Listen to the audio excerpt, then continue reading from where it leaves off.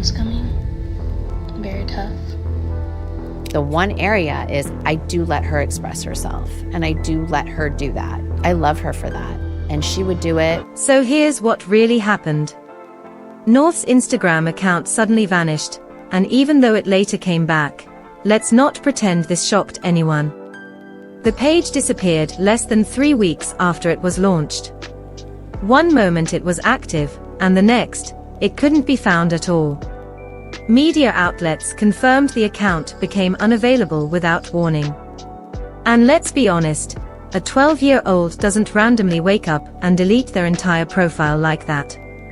Naturally, most people came to the same conclusion: Kim stepped in and pulled the plug. The timing made it even more obvious. Just days earlier, Kim had joined North's Instagram Live and shut it down midstream. That moment alone sent a clear message: parental control had officially kicked in. Even though the account is now labeled as a backup, that doesn't erase what it looked like: a test run, a reset, and a reminder of who really has control, especially with North drawing massive online attention, and Kanye back in the headlines trying to repair his image. None of this feels accidental. And also tell her, don't have my daughter wearing lipstick on TikTok, or don't have her on TikTok at all if I'm not approve that. And I said it after it was done without me knowing, and then it happened again. The biggest issue people can't ignore is North's age. She's only 12. It's not about her being creative or expressive. No one is upset about that. The concern is that everything surrounding her feels far too mature, and it all became normal way too quickly. She's rapping about piercings and tattoos, talking openly about money, and responding to criticism like someone who's been online for years. On top of that, she's already releasing music with her father as if it's just another professional project.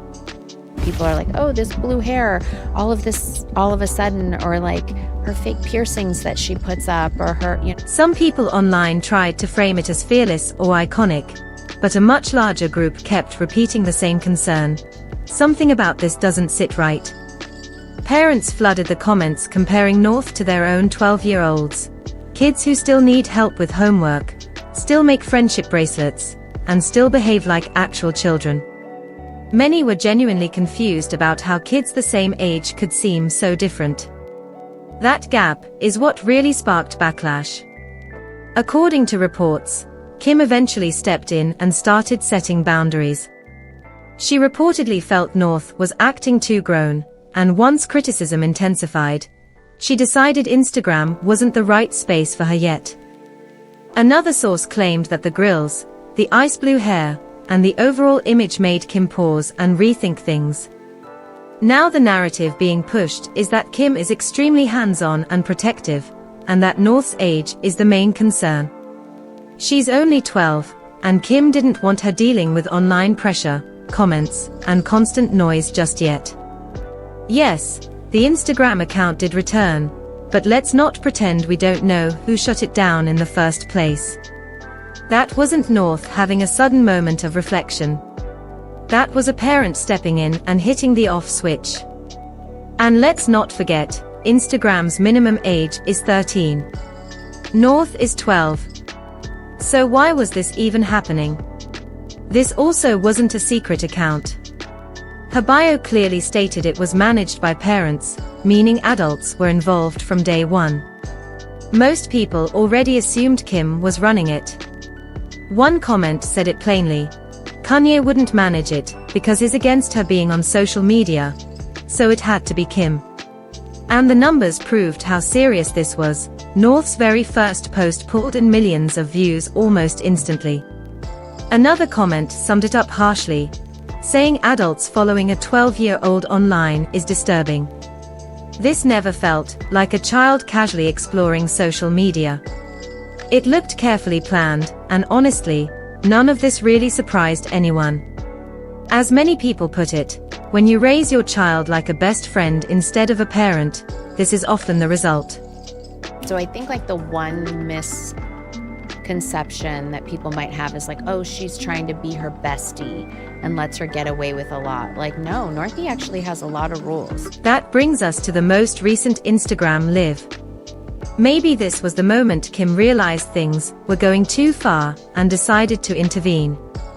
North was live, doing her usual thing, when suddenly Kim appeared on screen and shut it down instantly. No warning, no explanation, the moment was cut short just like that. What you did today, and how you have to go to bed now? Oh, I have to go to bed now. Alright. For a brief moment, people thought, okay, maybe she finally sees the damage and is trying to fix it. But then things got confusing again. While Kim says North is too young for Instagram and the pressure that comes with it, she also revealed that North is no longer attending traditional school. Instead, she's now being homeschooled, not because she needed a quieter learning space, but through a fully customized program. This setup focuses on brand development, music, fashion, and hands-on creative projects. Her schedule is flexible, so she can prioritize things like rapping and other creative work. She is homeschooled, and a lot of it is me helping her do a lot of the teachings and the things that we do, but we do a lot of realistic courses, things that she's really into. Math, we'll give budgets and we'll go around and we'll get stuff and we'll add it all up and subtract it all, and she has a brand building class. That's where people really started questioning everything. And then there's the elephant in the room. Where is Kanye in all of this? He's been saying for a long time that he doesn't want his kids exploited. He's openly said he doesn't want North on social media at all. Yet when you look at what's happening, everything appears to be driven by Kim. That could explain why reports claim she's been considering full custody. Not just to potentially remove the West last name and switch the kids to Kardashian, which already raised eyebrows, but to have complete control over decisions affecting their lives. According to sources, Kim feels she's been raising North, St. Chicago, and Sam mostly on her own since the divorce, even though they agreed to joint custody in 2022.